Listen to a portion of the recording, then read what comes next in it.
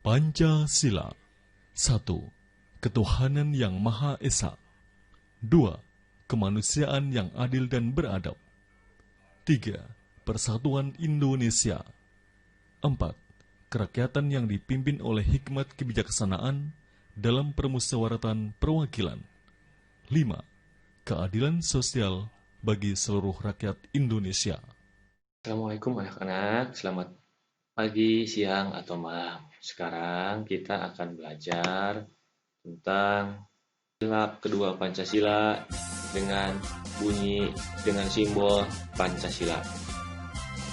Coba ulangi, kita akan belajar tentang hubungan simbol dengan makna sila kedua Pancasila.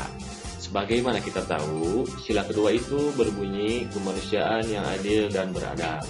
Nah baik, sekarang kita amati ya.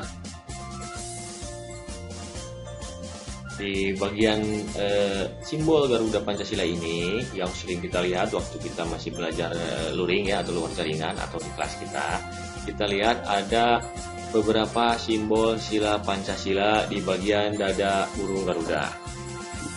Tentu saja gambar-gambar atau simbol-simbol ini mempunyai makna-makna tertentu. Yang akan kita pelajari kali ini kaitannya dengan simbol sila kedua Pancasila atau sila kedua dari kemanusiaan yang adil dan beradab. Kalau kita lihat simbolnya berbentuk seperti apa anak-anak?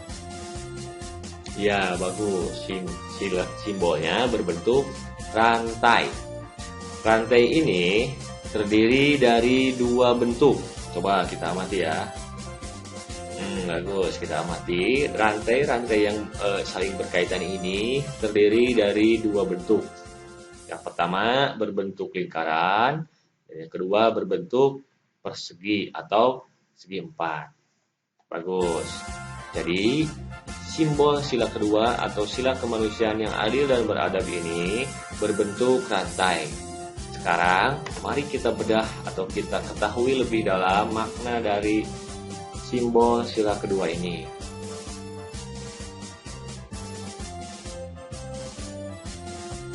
Makna lambang rantai. Rantai merupakan makna dari sila kedua. Rantai merupakan simbol dari sila kedua, yaitu kemanusiaan yang adil dan beradab. Gambar rantai yang disusun atas gelang-gelang kecil berwarna emas ini menandakan hubungan manusia satu sama lain yang saling membantu.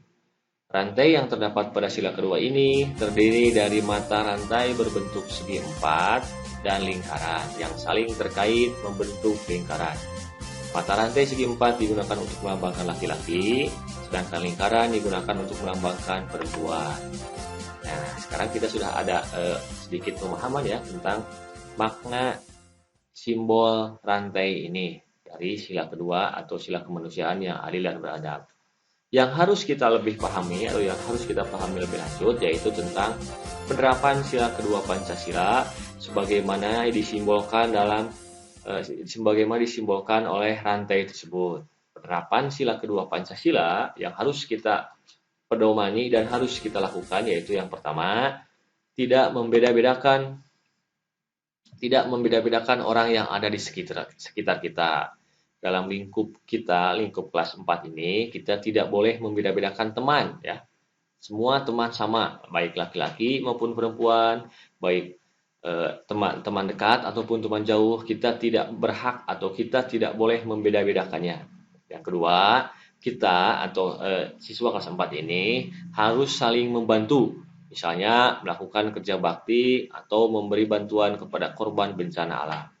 Barangkali ada yang tahu anak-anak, silakan.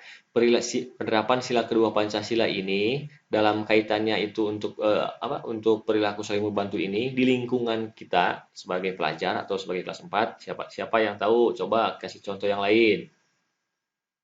Bisa, bagus ya. Bisa juga contoh lainnya yaitu saling membantu ketika teman kita sedang mengalami kesusahan.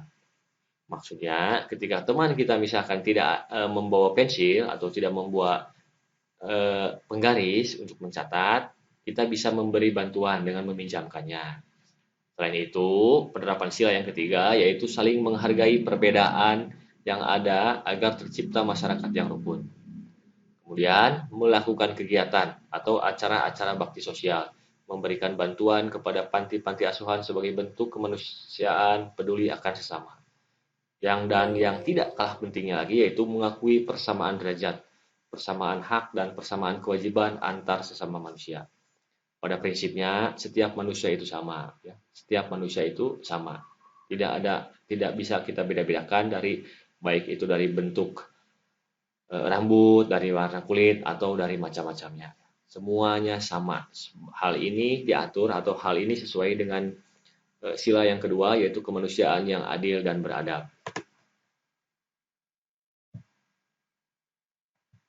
Selanjutnya, hal yang tak kalah penting dari materi ini yang harus kita pelajari yaitu tentang menggambar bentuk tiga dimensi. Kalau kita amati makna simbol, kalau yang kita amati simbol sila kedua Pancasila ini berbentuk rantai. Kalau kita lihat, ya sebentar ya Bapak, kasih lihat dulu. Kalau kita lihat, gambar jenis. Yang pertama menggambar bentuk kubistis. Barangkali teman-teman atau anak-anak ada yang sudah tahu belum? Ada yang sudah pernah mendengar belum tentang benda kubistis? Ya, pinter. Bentuk benda kubistis ini yaitu bentuk benda yang berbentuk persegi atau segi empat. Sebagai contoh, kita lihat di sini contohnya yaitu gambar meja ya. Gambar meja seperti itu. Selanjutnya, bagian terakhir yang kita pelajari dari menggambar bentuk ini yaitu prinsip menggambar bentuk. Ada prinsip proporsi ya. Kalau kita lihat contohnya ini, untuk proporsi ini contohnya itu gambar cangkir dan sendok. Untuk gambar cangkir dan sendok ini kalau kita amati bentuknya hampir sama dengan aslinya, baik itu ukurannya maupun bentuknya. Nah, proporsi ini yaitu kesamaan ukuran benda asli dengan benda yang ada pada gambar. Yang kedua yaitu prinsip menggambar bentuk komposisi ya. Untuk komposisi ini yang harus kita lihat contohnya itu perpaduan bahan-bahan yang dijadikan gambar. Ya, jadi ada berbagai macam gambar sehingga gambar yang dimasukkan ini harus pas unsur-unsur bahan-bahannya itu, bahan-bahan gambarnya itu seperti yang paling kiri kita lihat ada gambar teko dan gelas, kemudian ada gambar botol, gambar kaleng ya, tempat pensil, kemudian ada gambar lukisan dan ada gambar kursi. Semuanya membentuk komposisi yang pas sehingga membentuk gambar tiga dimensi. Yang terakhir yaitu prinsip menggambar bentuk perspektif. Untuk perspektif ini, gambar yang kita lihat terdiri dari gambar lemari, kemudian ada gambar meja dan ada gambar rak ya. Kalau kita amati, gambar lemari tampak bagian depan ini terlihat lebih apa coba? Ya, betul, terlihat lebih tinggi dibandingkan dengan gambar lemari tampak belakang. Jadi hal ini yang dimaksud dengan perspektif ini terlihat dari tampak depan atau terlihat dari sudut pandang yang kita lihat. Gambar yang terlihat lebih depan biasanya akan lebih besar dibandingkan dengan gambar bagian belakang. Seperti gambar rak ini, ujung depannya ini terlihat lebih tinggi dibandingkan dengan ujung belakang. Hal ini sesuai dengan perspektif penglihatan kita. Nah, seperti itu ya yang sudah kita pelajari pada materi tema 4 berbagai pekerjaan dan subtema pekerjaan di sekitarku untuk pembelajaran.